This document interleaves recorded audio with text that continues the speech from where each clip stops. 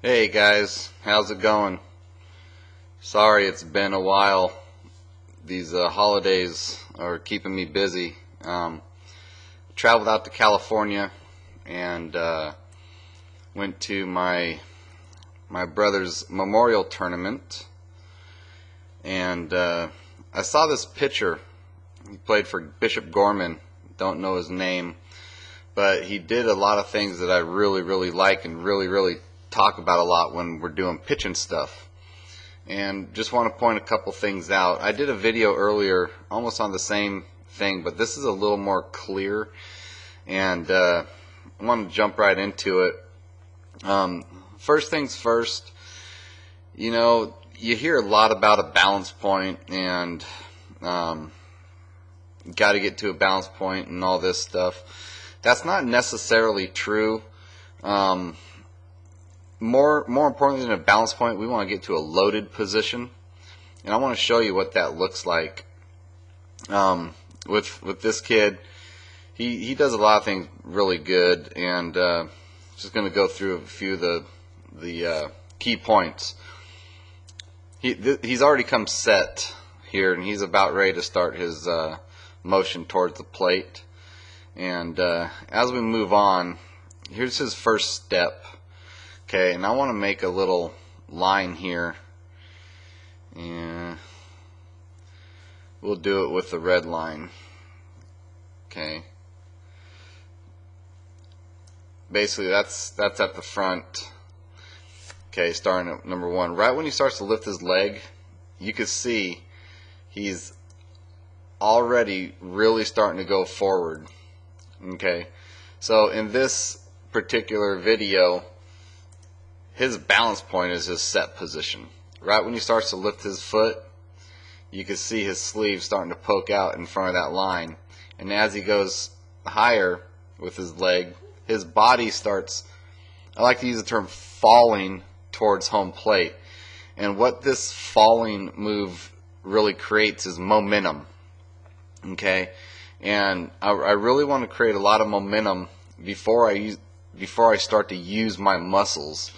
And this is what I mean. The more momentum we have without any effort means we're just saving our effort for later on in the delivery, maximizing our velocity. Okay, so as we move on, you can see he really starts to go, and he's falling forward. From this position here, his back leg is pretty straight. Make another line here. Okay, you can tell his back leg is pretty straight. Go to the next frame. He's going to really start to bend that back leg so he could drive off it. He's still falling at this point. Okay, moving on to the next key point. Still going forward, and his leg starts to get straight. And here's what I want you to key in on here. And this is a very important move. If you want to maximize your velocity, this is what's going to have to happen. Not only is he using his leg, because we saw that it got bent for a split second, and now it's already straight again. So he's already used his legs to drive. But there's one other key factor that we want to use to get the last part of our drive, and that is this back foot that's still on the mound.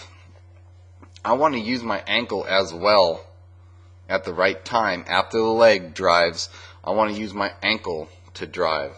So here's what we're going to do. I'm going to play this a little bit, and I want you to see that ankle starts to extend right here. Here's the next frame, and it's not a very big frame, but you can see that ankle starts to really move.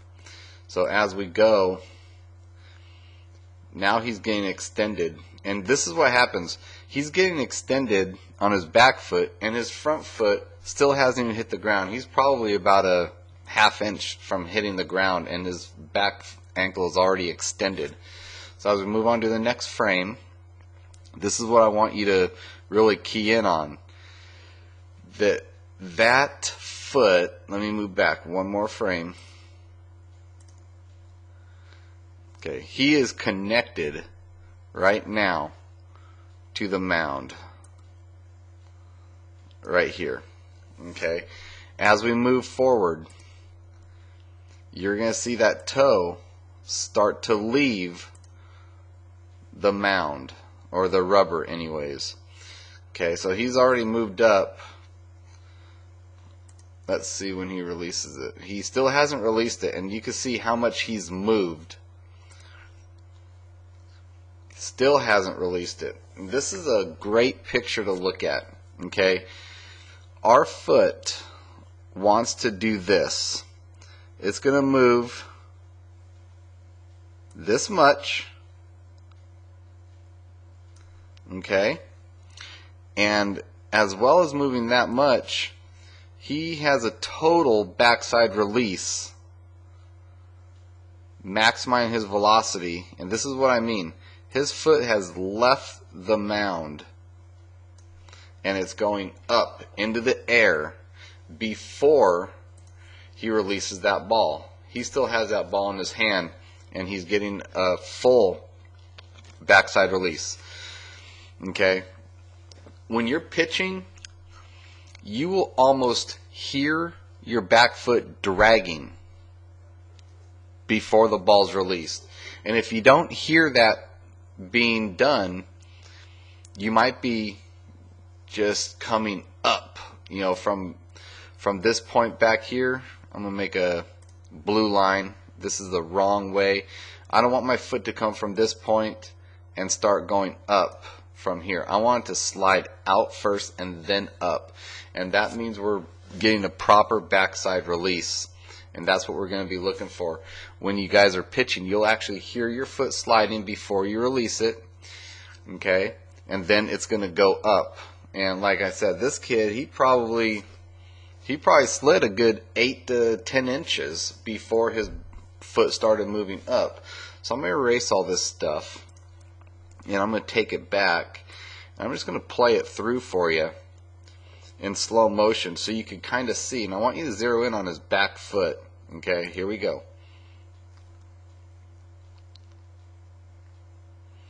Okay.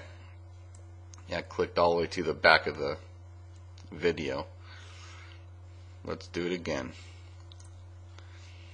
In super slow motion, even slower. Do one frame at a time. Starting to lift. Watch his back foot. It's going to slide and then come up.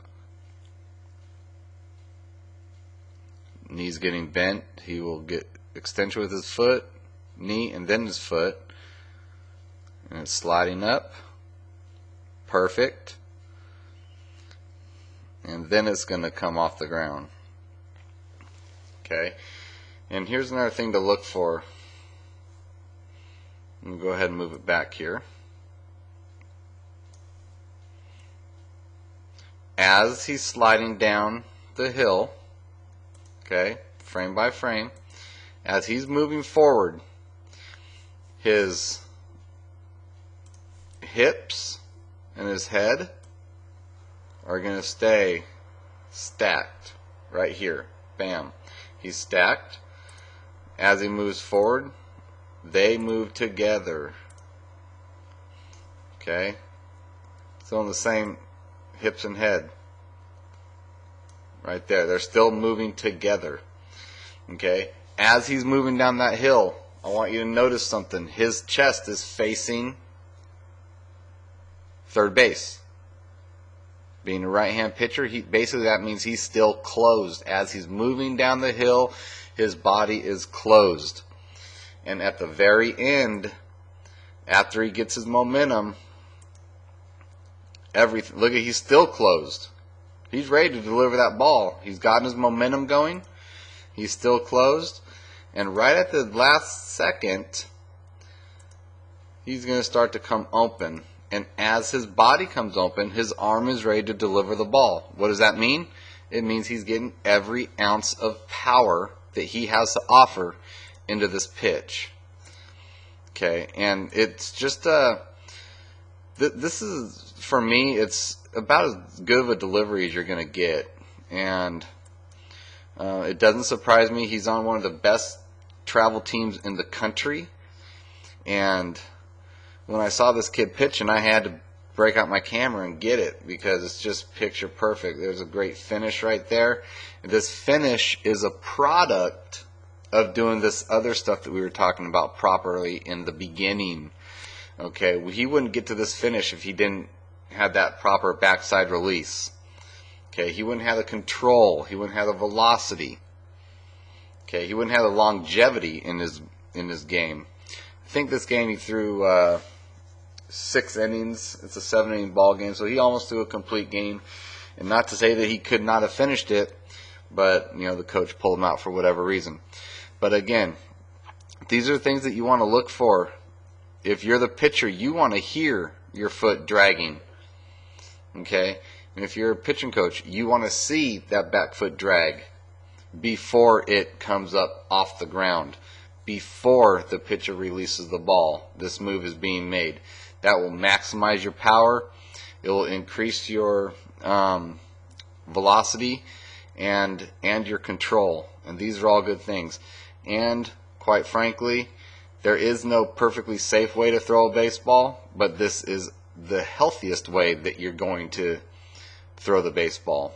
Okay, I cannot promise you're not going to get injured throwing a baseball because it's an unhealthy move. However, this is the move that you want to make to increase your career velocity and your control.